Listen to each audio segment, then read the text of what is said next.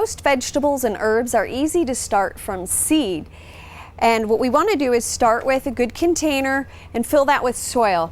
Now we're going to want our soil to be damp when we begin, so you can either pre-moisten it in a bucket or a large container, or you can moisten it right in your growing container. So fill that container until the soil's about a ½ inch below the surface, and if it's dry it will settle a little bit as we add water.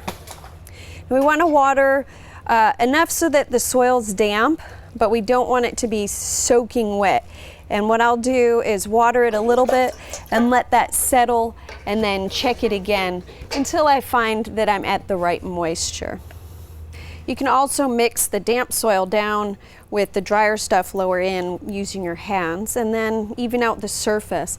Now I like to start my seeds by making little mounds, and each mound is in a row, and that'll be one type of seed. It's just one way that I could keep things organized as I'm planting. I'll make a bigger row. The other thing we want to do is make sure we have a good labeling system. When you're using a label, it's best to write in pencil, because pens and even permanent markers often wash out when we're watering. And if you have multiple varieties, make sure to write those down, because you'll never be able to tell one type of tomato from another as they grow. I also use a straight edge. You can use your plant label or a ruler to make a little groove in the mound, and that's where I'm going to be putting my seeds. And then once I make that groove, I could go ahead and stick the label up. Now if you're growing multiple different varieties, it's a good idea to say put one variety of tomato and then a variety of pepper or something else. Put a little distance between the varieties so that you remember what you put in each location.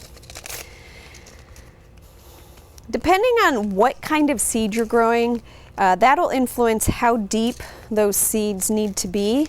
But generally we strive for a depth that is about 2 to 3 times the diameter of the seed. Now you can look that information up in our growing vegetable transplants fact sheet, because each one is different. Also their light requirements are very different depending on the vegetable that you're growing. And some of them like to be right at the soil surface, and others need a little bit darker environment.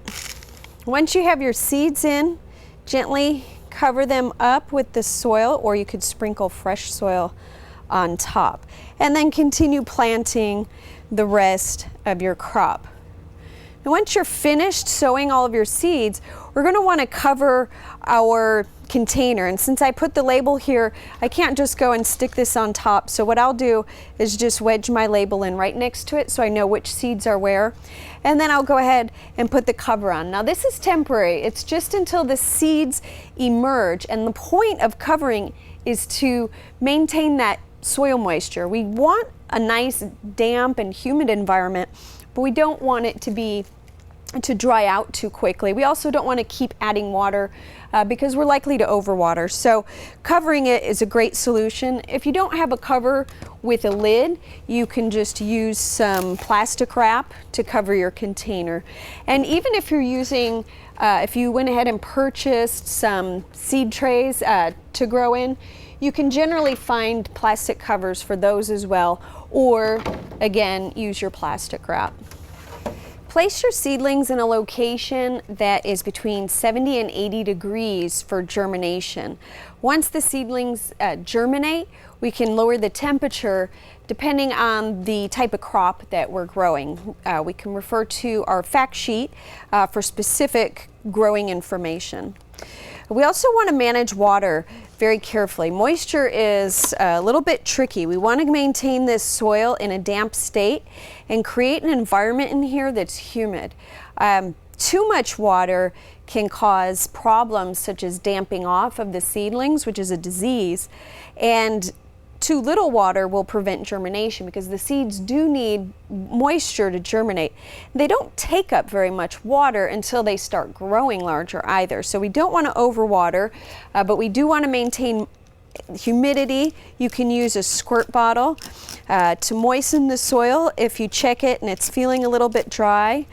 But just start a little bit at a time and check them frequently. And remember to keep that lid on until the seedlings germinate. Place your container in an area where you could provide supplemental lighting. In the winter months, we don't receive the required 12 to 14 hours of sunlight that the seeds need to germinate.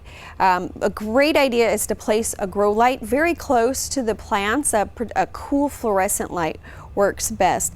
And then as the plants grow, we can raise it. And the reason we want the plant close to the light is to encourage compact and upright growth.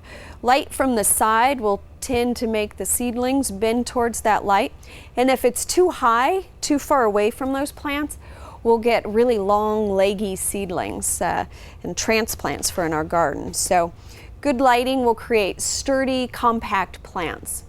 It's not necessary to fertilize until these plants are a bit larger. The little seeds have all the energy plants need to get started. In fact, it's best to hold off on fertilizer until about 3 weeks before the plants are going to be put out into the garden. Be sure to keep an eye on your seedlings. They can dry out rather quickly and things progress rather rapidly. Now, depending on what crop you're growing, we can expect our plants to be ready in 6 to 10 weeks, so make sure that you sow those seeds according to when they can go outside.